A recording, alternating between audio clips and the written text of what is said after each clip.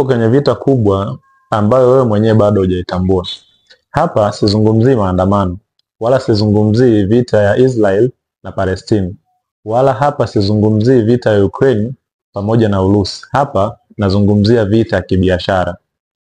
Vita ambayo ipo imekuzunguka sasa hivi ni vita ya attention. Kila mtu anahitaji attention yako, na ndio maana tunasema A is equal to M. Attention is equal to money. Wewe mwenyewe utakuwa ni shahidi. The way unavyozidi kupata attention, ndivyo makampuni makubwa, mataasisi ama watu binafsi wanavyozidi kukutafuta. Either uwatangazie biashara zao au uweze kuwa balozi wao, kwa sababu kupitia attention yako nao wananufaika, nao wanapata pesa kupitia attention yako.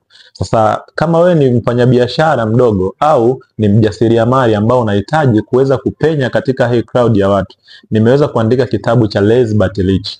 Kimeelezea mle ndani baadhi ya tathmini ama baadhi ya research ambazo nilikuwa nimezifanya mwenyewe Dr. Juma. Nimegundua ya kwamba katika hii mitandao, tuchukulie mfano mtandao wa TikTok, kila siku moja huwa mtandao huu unapokea posti zaidi ya bilioni 1.